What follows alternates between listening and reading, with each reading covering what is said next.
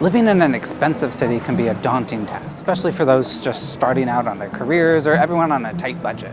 However, depending on your career choice, the opportunity cost of not living in an expensive city can be even greater. Cities like New York, San Francisco, Washington, D.C., even Seattle, they offer incredible opportunities for job growth and career advancement, as well as an extremely high standard of living.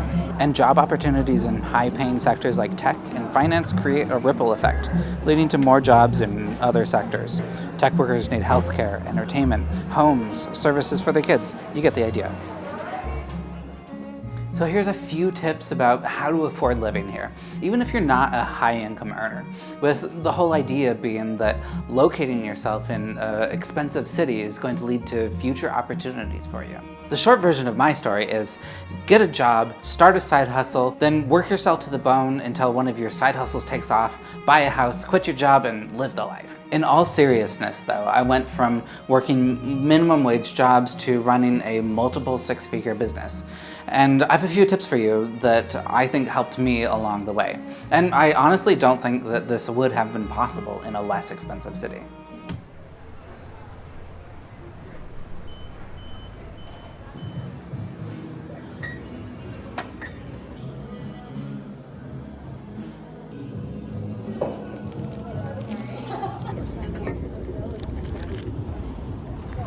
This is like us trying to be healthy with the kombucha, but then can't help ourselves from getting a cookie.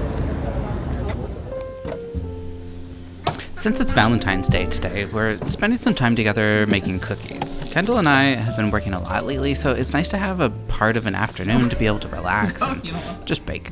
We've lived in the suburbs for a number of years now, and it's pretty nice. When we moved to Seattle, we lived right in the middle of the city with a bus line right outside of our apartment. I biked to a little farmer's stand for most of our produce. We bused to our favorite restaurants. We fought for parking, and we were woken up in the middle of the night by ruckus and city noises.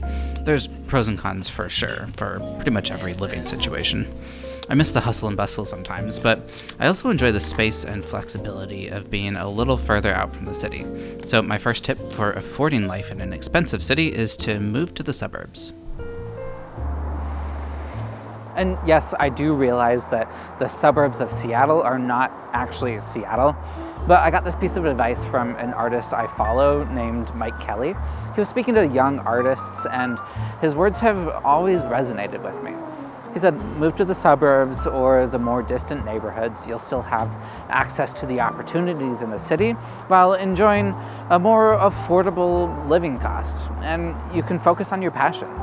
So here's an example. I read that in San Francisco, you can move like 3 miles away from the city center and save about 50% on housing costs. In Seattle, you could live in Capitol Hill, where the average home price is about $950,000, or you can move to here in Northgate with access to light rail, where the average home price is more like $700,000. Sure, the neighborhood isn't quite as hip, but this is a great option for those who want to stay close to the city center and all the amenities that it has to offer. But you need to save on housing costs. Even if you end up sacrificing some of the city quality of life, consider it a temporary sacrifice for a long-term gain. Kendall and I took this tip to heart when we moved to the outskirts of North Linwood while both working in the center of Seattle. On our first evening at the local grocery store, there was a guy wearing a gun on his hip while choosing his evening Redbox movie. Remember Redbox? We were definitely not in Seattle anymore. Kendall drove 20 minutes to a van pool each morning, where she settled into a 45+ minute commute to work, then did it all again in the evening at the end of the day. It kind of sucked, yes, but we knew that it was temporary, that we were investing in our home and building equity in order to eventually move to a better neighborhood closer to the city center. House hacking is another way that I've afforded living in an expensive city, and this could be something like renting a townhouse or a multi-unit property and finding roommates for some of the other rooms. For example, in Seattle, you could rent a 3-bedroom townhouse in a pretty nice neighborhood for about $4,000 a month, or $1,300 each with 3 roommates. This would save you a significant amount on rent, and it also provides an opportunity to build a sense of community inside of your home. This is the basement of our house, and I've always had this backup plan at the back of my mind that we could rent this space out if like the business dramatically failed or we had a big expense come up, something like that. And I've been slowly updating this space, doing a lot of little projects, and let me show you what I've been working on. So the biggest thing here has been opening up this wall. This whole basement space was 2 bedrooms. There was like a sitting room here and a bedroom back here, but there was no window in this room, so it wasn't technically a bedroom. And then put in all new flooring, so it's like this, you know, waterproof LVP flooring. The second big thing that I did was put all of this cabinetry up, and we now use this as a workspace. Nice little office here. Model making supplies for my artwork and live streaming stuff and camera gear here. There's no heat down here, so we're using a space heater, and we have scheduled now in 2 weeks, we have a heating company come to put mini splits in the whole house. So we're going to get some heat and AC down here, which is going to be very nice. And another future project is to figure out the fireplace here. It's pretty ugly. I covered up the fireplace upstairs, so I'm thinking that I might do something very similar to that and just put the TV on like a little media console. I think that would look a lot nicer. There's still a lot of work to do down here, so follow along on Instagram for more house projects. Now, I was completely shocked when we posted this TikTok recently, a tour of a Ballard townhouse, and suggested that the layout was perfect for renting out a room or two. There were 2 bedrooms and a bathroom situation on the main floor, like 2 whole floors away from the primary living space. And people on TikTok flipped out at the idea that someone might pay $1 million for a townhouse only to have roommates. And I'll be honest, I don't really get the outrage. Whether or not you financially need roommates, I think that we should normalize the lifestyle. Like I said before, it not only builds community, but it makes financial sense in these cities that are so expensive. When Kendall and I moved to Seattle, we ended up sharing a house with another couple in order to save money on rent.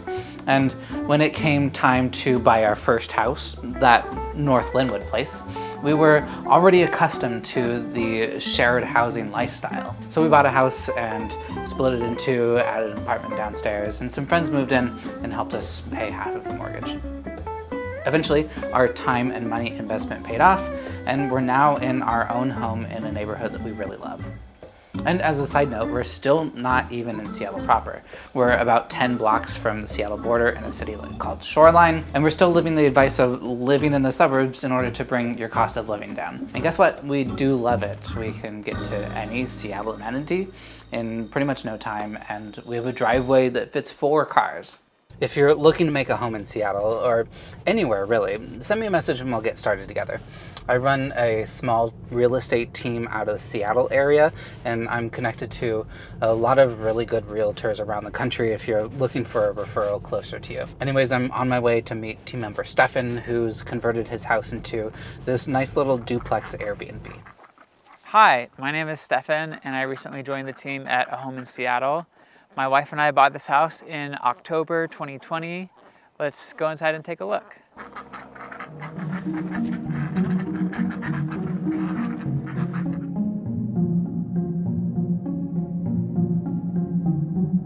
So this is our house. We knew that it would need a lot of work when we first moved in, but we were confident that it was all stuff either that we could take care of by ourselves or that we could hire out without breaking the bank. And to put the house in a price range that we could afford. But what we loved about the house is that the house already had a separate, 2 separate apartments, and we knew that we wanted to have kids and that one of us would want to stay home with the kids. And so having a rental unit already set up was perfect for us to have an extra source of income. When we first moved in, we lived in this upstairs apartment while we were taking care of some water damage in the basement. And then when my son joined us, we moved downstairs and got this space ready to Airbnb. Now my wife manages the Airbnb and takes care of our son. It's some extra work, but it allows us to live in the city that we love. To give you a look at some of the numbers, our mortgage is about $22.80, And over the course of the last year, we've made about $2,500 a month with the Airbnb. Obviously, you have to take into account some of the expenses like cleaning costs and restocking the kitchen and the bathroom. But it's really helped to offset our housing expenses and to be able to spend more time with this guy.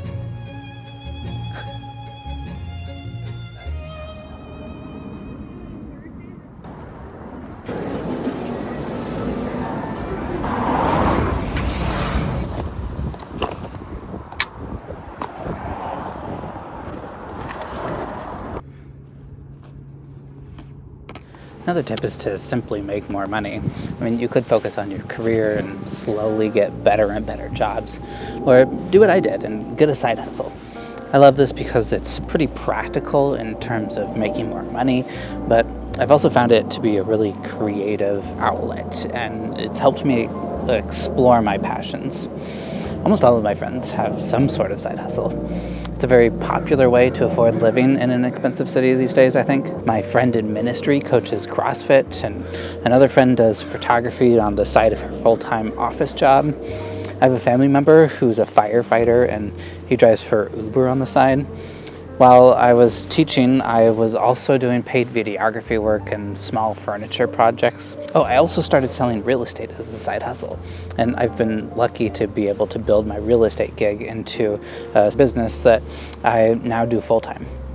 I couldn't be happier that I dabbled in all of these side projects, and I found a career that I love that also affords me an amazing quality of life. With the high cost of living these days, you might need to become more resourceful just out of necessity. Kendall and I still have a few side hustles just because they're fun. 1 month last year, Kendall and I made like $1,000 through our side hustles without doing much at all to promote ourselves. And I still sometimes do video work on the side, and Kendall plays viola with a couple occasional paid gigs.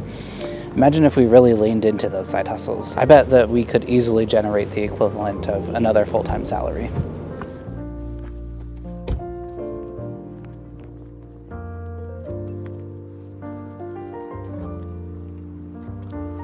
If you've driven the streets of Seattle for more than a minute, you've probably seen lots of new townhouse developments.